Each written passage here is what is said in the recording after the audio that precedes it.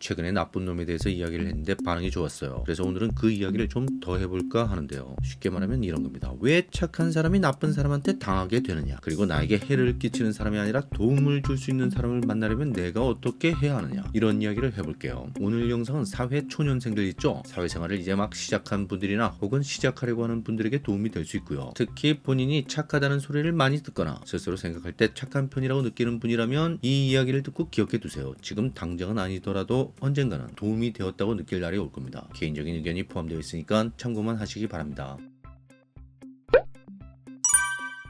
왜 착한 사람이 나쁜 사람한테 당하게 되냐면요, 두 가지 이유가 있어요. 첫 번째는 나쁜 사람이 착한 사람을 찾기 때문이고요. 두 번째는 착한 사람이 자기 세계에 빠져 있기 때문이에요. 자, 이게 무슨 얘기인지 첫 번째부터 설명할게요. 나쁜 사람은 착한 사람을 찾아요. 착한 사람이 필요합니다. 왜 그럴까요? 그게 자기한테 이익이 되거든요. 이전 영상에서 팁 포 텟 이야기를 했죠. 투게는 탁 이거요. 잘 모르시는 분들은 이전 영상을 참고하시고요. 여기서 상대와 내가 서로 협력하면 각각 3점씩 먹는데, 내가 상대를 배반하고 상대가 나를 협력하면 나는 5점, 상대는 빵점이라고 했잖아요. 상대가 착하면 내가 계속 5점씩 먹을 수 있다는 겁니다. 내가 배반했는데도 상대가 계속 협력하면 진짜 좋은 거죠. 이런 사람을 계속 찾고 있는 겁니다. 무슨 얘기인지 이해가 가시죠? 세상엔 그런 사람들이 실제로 있어요. 남이 나를 배반했는데도 나는 계속 협력하는 겁니다. 보통 호구라고 하죠. 물론 너무 당하다 보면 나중엔 결국 폭발하기도 하죠. 그래서 관계가 끊어집니다. 근데 그래서 끊어지는 경우도 있지만 사실은 더 이상 빼먹을 게 없어서 끊어지는 경우도 많아요. 너무 빼앗기다 보니까 더 이상 줄 게 없는 거죠. 그래서 돈이 없거나 병에 걸리거나 죽거나 이렇게 되는 겁니다. 현실은요, 생각보다 잔인합니다. 그걸 나이가 들면서 알게 되는 경우가 많아요. 이렇게 더 이상 나올 게 없으면 새로운 호구를 찾는 거예요. 또 다른 착한 사람들을 찾아내고 접근하는 거죠. 나쁜 놈들은 이 짓거리를 계속하는 겁니다. 그래서 나쁜 놈인 거죠. 자, 그러면 도대체 왜 착한 사람들은 나를 배반한 사람에게 계속 협력하는 걸까요? 이게 두 번째 이유와 관련이 있어요.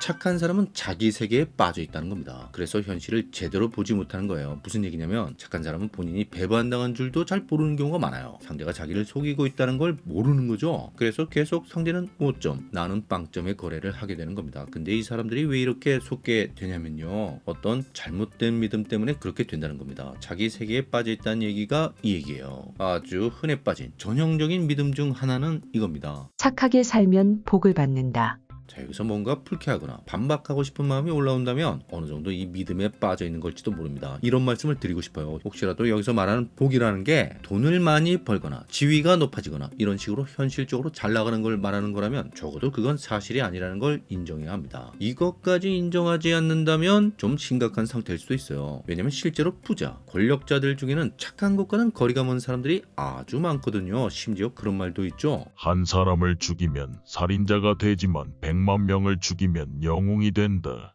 이런 사람들을 볼 때 현실적으로 복 받는 것과 착한 것과는 별로 상관이 없다는 걸 알 수 있어요. 근데 좋다, 그건 인정하는데 그래도 착하게 살면 죽어서 천국이나 극락에 가는 거 아닌가요? 이렇게 얘기한다면 뭐 딱히 할 말은 없습니다. 다만 그건 그야말로 믿음일 뿐이죠. 증명되진 않은 거예요. 확실한 건 이런 믿음을 갖고 있는 사람들을 착취해서 현실에서 엄청난 부와 권세를 누린 사람들이 많다는 겁니다. 현재도 많죠. 예컨대 사이비 종교 교주들이 그런 사람들이잖아요. 아니, 사실 사이비까지 갈 것도 없고요. 멀쩡한 교회나 절에서도 이상한 목사, 스님들이 많아요. 이런 사람들이 신도들한테 맨날 하는 얘기가 뭐예요? 나중에 죽고 나면 10배, 100배로 받는다는 거잖아요. 그래서 넌 5점, 난 빵점. 이 거래를 하면서도 순진하게도 자기가 50점, 500점을 먹고 있다고 생각하는 거예요. 물론 성직자 중에는 정말 진실하고 선한 사람도 있어요. 하지만 연불보다는 제밥에 관심이 많은 사람도 있는 게 엄연한 사실입니다. 나쁜 놈은 어디에나 있어요. 착한 사람들이 많은 곳이라면 더 그렇죠. 속된 말로 물반 고기 반이라는 겁니다. 고기가 잘 잡히는 명당엔 낚시꾼들이 몰리는 거죠. 그런 겁니다.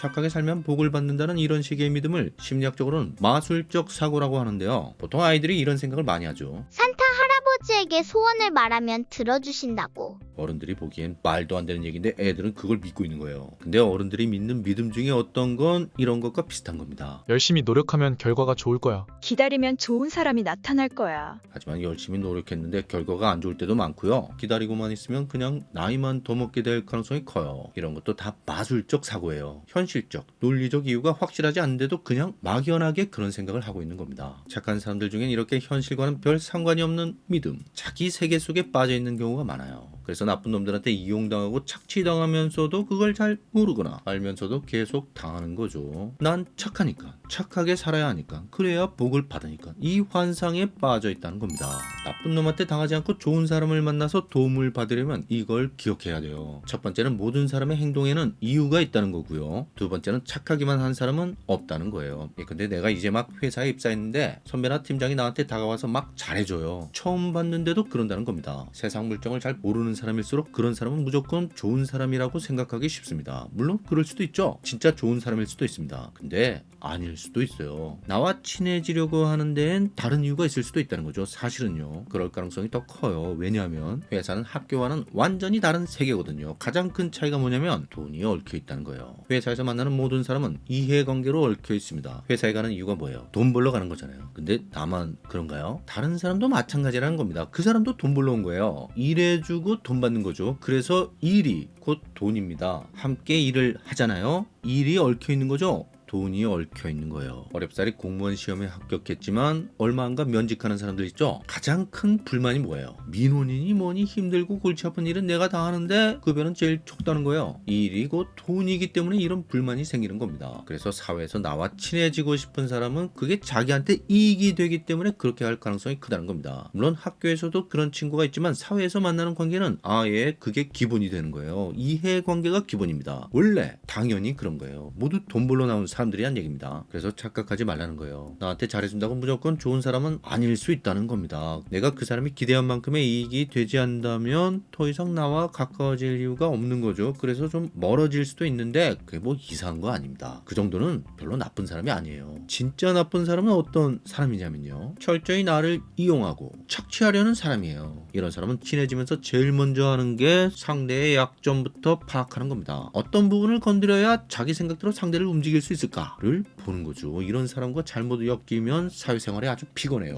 근데 이렇게만 말하면 나한테 다가오는 사람을 지나치게 경계할 수도 있는데 그것도 별로 바람직한 태도는 아닙니다. 왜냐면 그중엔 진짜 좋은 사람이 있을지도 모르는데 그런 사람까지 밀어낼 수 있거든요. 좋은 사람은요. 자기를 경계하는 사람에게 굳이 애써서 다가가지 않습니다. 그래서 경계심이 너무 없으면 나쁜 사람한테 당할 가능성이 크고요. 너무 많으면 좋은 사람과 연결될 가능성이 줄어드는 거예요. 어떻게 해야 합니까? 자, 여기서 이런 생각을 해야 합니다. 무조건 착하기만 한 사람은 없다는 거예요. 이게 참 역설적인 게 착하기만 한 사람이 있다고 믿는 사람은 나쁜 사람과 연결되기가 쉽고요. 그런 사람은 없다는 걸 아는 사람이 오히려 좋은 사람과 연결되기가 쉽다는 겁니다. 마치 그런 거 비슷한 거예요. 어릴 때는 누구나 순진하잖아요. 그래서 산타 할아버지도 믿고 아빠가 타는 차가 최고고 엄마가 하는 말은 다 맞고 그렇게 생각하다가 좀 더 크면 그게 아니라는 걸 알게 되죠. 근데 성인이 되어서도 그 세계에서 완전히 벗어나지 못하는 사람들이 꽤 많아요. 아빠가 타는 차는 최고가 아니지만 내 롤모델이 타는 차는 최고가 되는 거고요. 엄마 말은 틀리지만 목사님 말은 다 맞는 거예요. 이런 사람들은 세상에 선한 사람, 악한 사람이 따로 있다고 생각해요. 그 말이 틀린 건 아닌데 문제는 그게 고정되어 있다고 본다는 겁니다. 선한 사람은 계속 선하고 악한 사람은 계속 악하다고 보고요. 선한 사람이 악한 면을 갖고 있거나 악한 사람이 선한 면을 갖고 있는 걸 이해하지 못합니다. 이런 사람들 눈엔 착하지 않은 건 무조건 잘못된 겁니다. 그래서 나쁜 놈들이 이걸 이용하는 거예요. 그 사람 보는 앞에선 철저히 착한 행동만 합니다. 그럼 좋은 사람인 줄 알아요. 알고 보면 전혀 아닌데 내가 보지 못하는 다른 면이 있다는 걸 잘 모릅니다. 굳이 알려고도 하지 않고요. 얘기해줘도 믿지 않는 경우가 많아요. 그리고 만약 누군가가 화를 낸다거나 싫은 소리를 한다거나 그러면 이 사람은 별로 좋은 사람이 아니네 이렇게 보죠. 근데 그런 사람 중에 좋은 사람이 있을 수도 있습니다. 하지만 그렇게 생각하지 않고요. 내 눈앞에서 그런 적이 한 번도 없던 사기꾼을 보고 좋은 사람이라고 생각하는 겁니다. 그래서 당하는 거고요. 당하고 나서야 그게 착각이었다는 걸 알게 되는 거예요. 다시 말씀드리지만 세상에 착하기만 한 사람은 없다는 겁니다. 그건 환상이에요. 지난 영상에서도 말씀드렸죠. 모든 인간은 공격성이 있다고요. 근데 이걸 잘 모르는 사람은 공격성이 보이면 나쁜 사람이라고 생각하는 거예요. 중요한 건 공격성이 있고 없고가 아니고요. 그걸 대하는 태도예요. 차라리 본인한테 그런 면이 있다는 걸 인정하고 고민하는 사람 중에 좋은 사람이 많아요. 말하자면 단점이나 결점이 눈에 보이는 사람, 타인에게 자신의 부족한 점을 드러내고 인정하는 사람이 좋은 사람이거나 좋은 사람이 될 가능성이 크다는 겁니다. 그런 게 전혀 없는 것처럼 보이는 사람, 모든 면에서 완벽한 퍼펙트한 사람이라면 좀 의심해 볼 필요가 있어요. 그렇게 착하기만 한 사람은 존재하지 않거든요. 슬프게도 그게 현실입니다. 여기까지고요. 구독과 좋아요 부탁드리고요. 의견이나 질문을 댓글로 남겨주세요. 감사합니다.